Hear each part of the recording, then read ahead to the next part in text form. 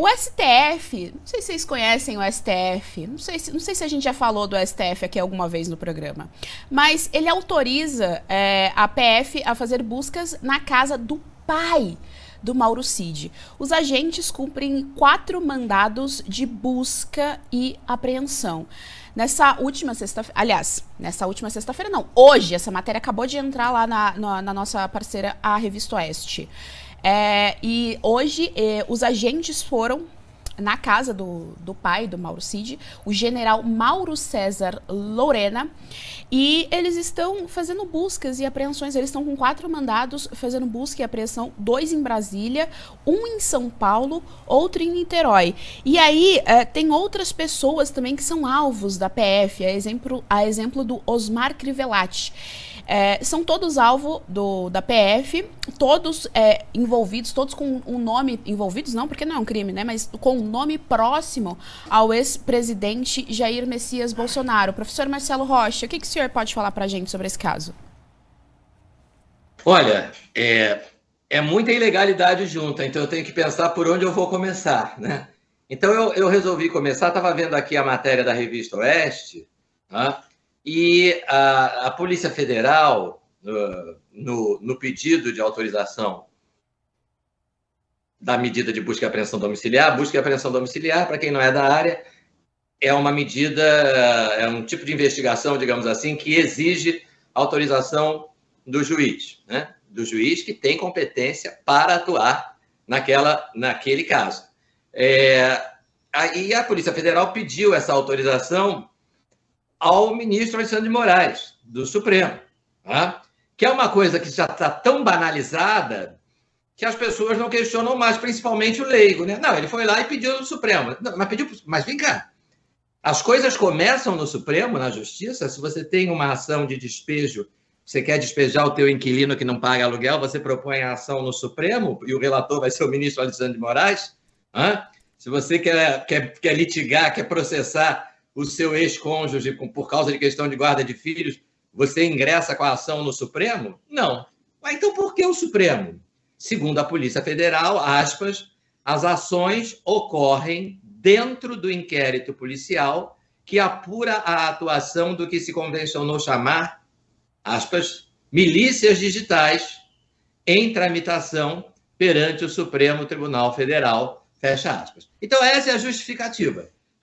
Essa investigação, essa diligência, né, como a gente chama, ela acontece dentro do inquérito policial instaurado pelo Supremo para apurar o que eles chamam de organizações antidemocráticas / milícias digitais. Bom, esse inquérito é inconstitucional porque o Supremo é um órgão do Poder Judiciário e a Constituição não atribui ao Poder Judiciário a função de instaurar inquérito.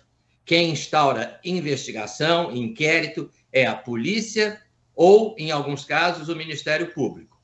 O Judiciário é inerte, não toma iniciativas. Instaurar um inquérito, iniciar uma investigação é uma iniciativa e o Judiciário não pode fazer esse tipo de coisa. O Judiciário tem que, no começo do processo, em que alguém é formalmente acusado, o processo não é inquérito, o inquérito é antes do processo. Quando começa um processo, o juiz, ao contrário do que o leigo pensa, ele não pode ter conhecimento do caso por antecedência. Ele não pode ter um conceito pré-estabelecido, um pré-conceito sobre aquilo que ele vai julgar.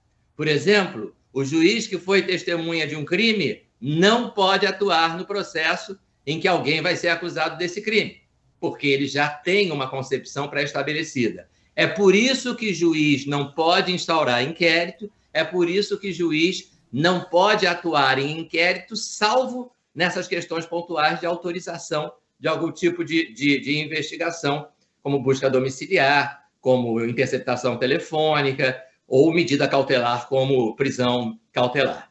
Bom, então, o Supremo não pode instaurar inquérito, nenhum órgão do Poder Judiciário pode instaurar inquérito. Isso não é sequer objeto de discussão na nossa doutrina há mais de 80 anos. Então, esse inquérito é inconstitucional. Além disso, esse inquérito é ilegal. Por quê? Porque ele é fruto de uma manobra que o o ministro Alexandre de Moraes levou a cabo, quando, num inquérito chamado Inquérito dos Atos Antidemocráticos, o Procurador-Geral da República pediu o arquivamento, e quando o Procurador-Geral pede o arquivamento, não há outra solução senão arquivar. Isso é uma jurisprudência estabelecida no Supremo há algumas décadas. O ministro Alexandre de Moraes arquivou, porque ele não tinha como deixar de arquivar, e imediatamente instaurou um outro inquérito com outro nome, mas que essencialmente é o mesmo inquérito. Ele arquivou o inquérito dos atos antidemocráticos e imediatamente instaurou o inquérito para apurar organizações antidemocráticas / milícias digitais. Mais uma vez, ele incorreu em duas ilegalidades, né? Ele, como juiz, instaurou o inquérito, que não pode fazer, e ele instaurou um inquérito que, a rigor, já existia e que deveria ter sido arquivado. Então, essa é a justificativa, porque, veja, o oficial investigado, o coronel Mauro Cid, coronel ele, não é? Coronel Mauro Cid, ele não tem foro especial. Portanto, qualquer investigação contra ele deveria correr numa delegacia de polícia e com medidas judiciais autorizadas por um juiz de primeira instância, um juiz de vara criminal de primeira instância, tá? E nunca o Supremo. Agora vocês me respondam, se souberem, por favor, o que é que essa questão dos presentes, das joias, do suposto desvio de bens de alto valor patrimonial, o que é que isso tem a ver com milícias digitais, né? Então, vejam, não há limites mais para a atuação do Supremo e, especialmente, a atuação do ministro Alexandre de Moraes. Ele investiga o que ele quiser, ele decreta a prisão de quem ele quiser, ele censura quem ele quiser, né? Quando a Constituição é muito clara, você vai lá no artigo 101 e você vai ver quais são as hipóteses de competência originária do Supremo. Isso é o que a gente chama de competência originária. Quando é que um processo se origina no Supremo? Né? Quando é que ele pode começar no Supremo? Isso se dá em casos excepcionais, quando o investigado é presidente da República, quando o investigado é ministro do próprio Supremo, quando o investigado é deputado federal, quando o investigado é senador, e mais 3 ou 4 cargos que têm foro especial no Supremo. Fora isso, não pode. Busca e apreensão domiciliar autorizada por um juiz que não poderia ser o juiz desse caso, portanto é o juiz incompetente, é uma medida ilegal. Então nós estamos assistindo a mais uma ilegalidade.